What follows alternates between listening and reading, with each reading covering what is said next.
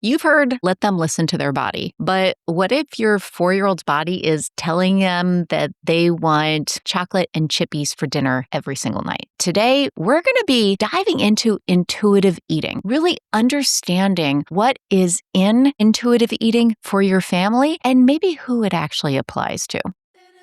Welcome to Family in Focus. I'm Dr. Wendy Schofer, the pediatrician helping parents lead meaningful change without harm. Here we focus on the connection and practical shifts that help families thrive at every size. Let's get started. So if you go to that moment that I have a sneaky feeling you may already know, where you put a plate in front of, say, a 4-year-old child who will not be named right now, and your child looks at it and just kind of is like, I'm not hungry for that. And you're standing there, and all of a sudden, all the questions are coming up like, I'm supposed to be honoring their hunger cues. Isn't that the whole point? Should I be giving them a menu to choose from? Or do we just go to the clean plate club, which is what I grew up with? And of course, that whole question that's really deeper where you're like, am I just going to be messing this up either way?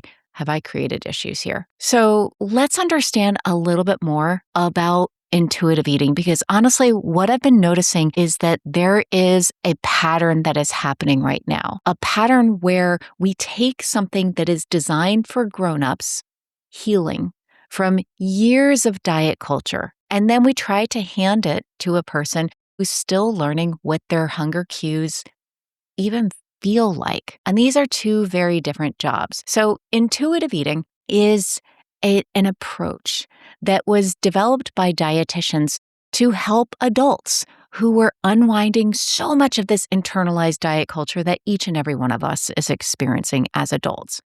It was not designed for children.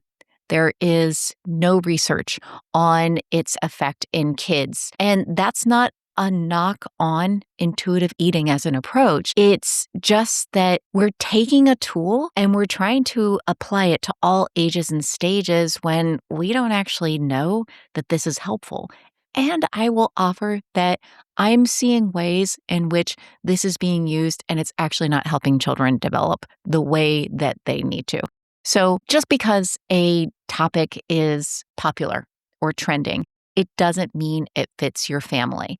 And so the bottom line here is that learning and growing is the approach, okay? That is what we need as we're developing relationships. And it's not necessarily chasing the trendiest trend that's going on right now. So here are the 5 things you need to know about intuitive eating and children. So number 1, yes, intuitive eating was built for adults, not kids. And so your child hasn't lived through, thankfully, all of the years of diet culture that you and I have. They don't have all that undoing to do. Yeah.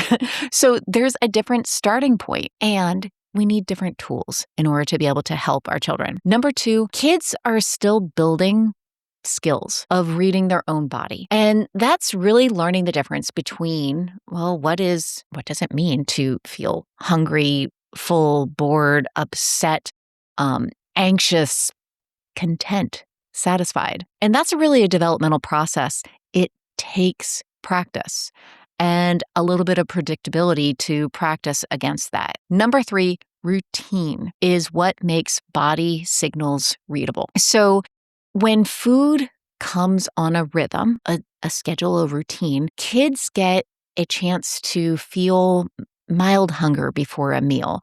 They get to eat, and then they get to experience what it feels like to feel content or satisfied. And that contrast is how they learn what those signals mean for them. A routine does not mean a dictator's schedule. It means enough structure that their hunger and their rhythms, like their circadian rhythm, it can all sync up. Number 4, the short order cook cycle is real, and it often backfires. And so that's what it looks like when a kid says, I'm not hungry for that, and we swap in an alternative. It makes sense in the moment because, quite honestly, you just want them to eat and you want them to be happy and you don't want to hear about it. And over time, it significantly feeds picky eating. So being calm and firm, let's say solid, about what's offered at a meal isn't being harsh. It's just being steady. It's giving them some steadiness to work with. And number 5,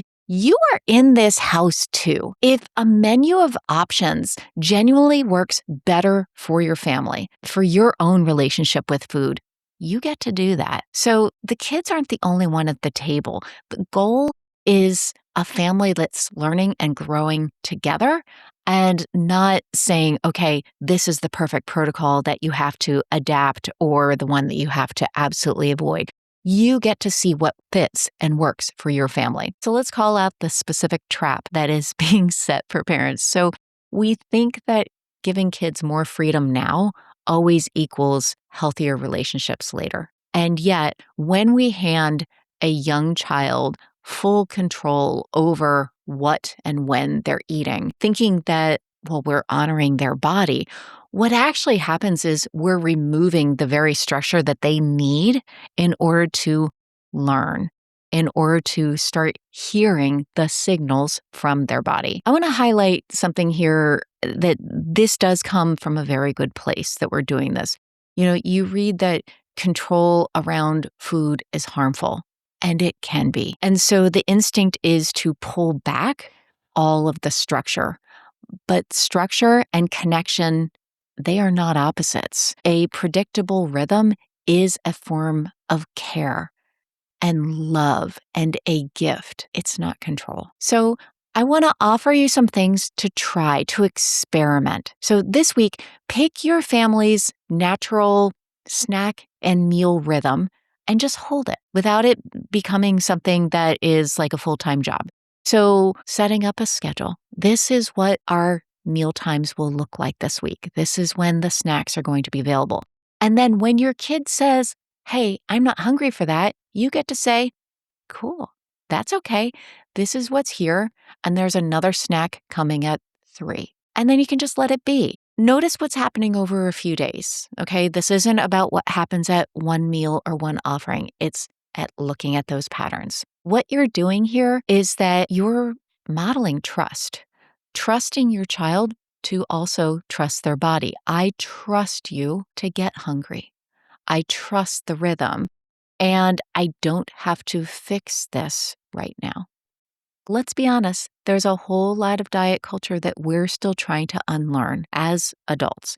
And there's so much tension that we're holding on to about structure, control, restriction, listening to bodies. And that's where so much of the work that I do with families, within Family in Focus, is squarely with parents, because quite honestly, we need the help. We need the help to heal our own relationships with our food, our body, and then we have what we actually want to model for our children. So if you want some more help doing that, that is exactly why Family in Focus exists. You can definitely check out the program offerings on the website as well as in the show notes.